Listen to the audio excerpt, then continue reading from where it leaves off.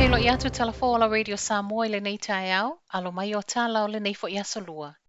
Tala to mua o le tae au, e silia ma le afa o cases wha amaoni o le COVID o tangata Pasefika. O le wha amaoninga lea mai le wha atonu sili o le soifua Maloloina, Dr. Ashley Bloomfield, i le feilo inga matusi tala na nafi. Ua saunei le talo sanga le community o tangata Pasefika e a nga i mosiaki. Ma ua mafua le i le toatele o tangata Pasefika ua wha amaonia ua aafia le pipisi o le Delta.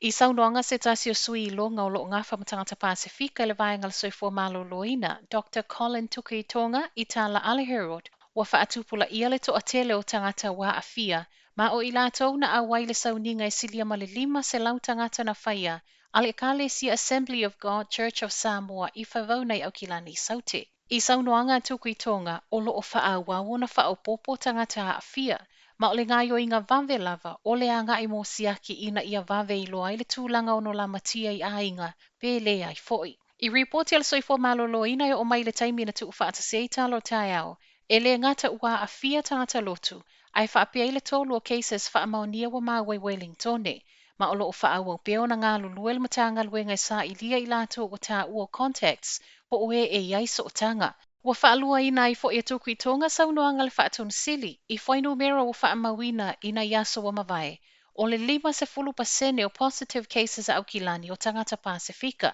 ma o le toatele lava o tangata Samoa.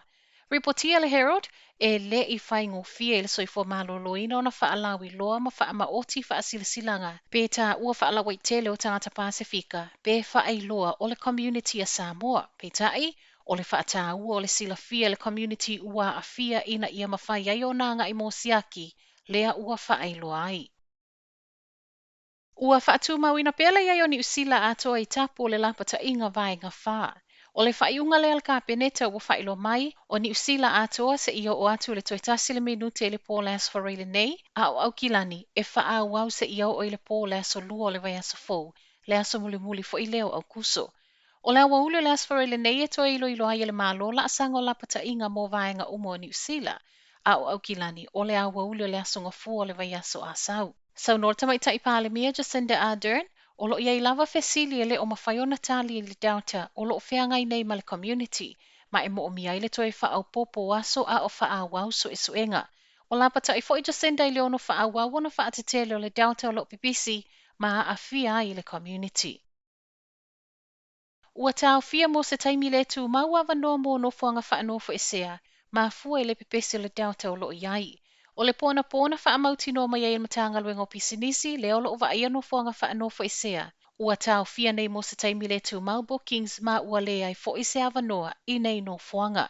Ua le mawhai ai nei fo i tangata kiwi o lo saili mai ni awanoa mai atunu i fafo na vave fo i mai. E le o iloa po o le ale umi lea ua Taofia ai. O lea fo'i ua Malolo fonotaga le palemene mo le vaiaso atoa. O le ua tolopo le vaiaso atoa fonotaga le palemene le whaatalosaga le tamaita'i palemia Jacinda Ardern a o fetaia'i le malo ma le Delta. Whailoa Jacinda, ua mai alongoina le taʻitaʻi o le tuangai Judith Collins i le toe tu'i tu o le aso i fonoa i le mota. E ui alo mana o pea Collins e whaauau fonotaga le palemene le vaiaso nei. Na ia whailoa i tala le Herald, ua talia le National aina o le tasi le vaiaso. O la salua le vaiaso fou le ua whaamoemoe e toe whailoa i ai le palemene. Matala whaai o le tae au, o lo o whaia se suesuenga le mafua angai a laiona mawala lalo tutongi o tangata Pasefika. Whaatusa i papalagi po o Pākehā.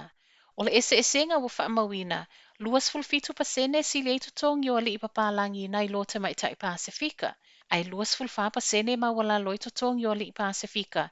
Whaatusa i li i papalagi. Ma i le Aotelenga, 2.3% mawala lalo i tutongi o tangata Pasefika. Whaatusa i tangata papalagi. O whaamomonga nei wa so el komisio a ia tatawa tangata soifua, ma ua whailoi fo el komisino a wano tutusa i totonu o ngā luenga, sau noa mā lii karanina su meo i tala leitio Niu Sila, o le wa amatatala noa ma o tātou tangata, o tangata whai ngā luenga, whaapei ma i lātou o e ana pisinisi, O loo taula ile nei Suesue ngai awale mawai ava no e tāpuni ai, le te leo le ese esengo totogi. Ta ua fo e saunua malii, o le toatele o tātou tangata e ngā lulue malosi, ma e tele lava i na ngata i le stepo o loo whea ngai matangata po le service delivery, ma le wha mua muai i ava noa e si iti ai tūlanga i totonu o ngā luenga. O le isi mafua ango le lea mana ia e pūlenga o whalewhai ngā luenga. A o tātou iai lai tāpol COVID e le o Taofia i le whaalawi loa o le aso e suenga wa whaia online, ma o le aafia soasoani whaamaumaunga au mai i lunga lo i tāwolo o iai i la tōlo totongi mawalalo. Whaapea i male sa i lio au wala e manui ai tangata anu e le o tele se a mana i aina. Tala naol tae au, manuel nei aso.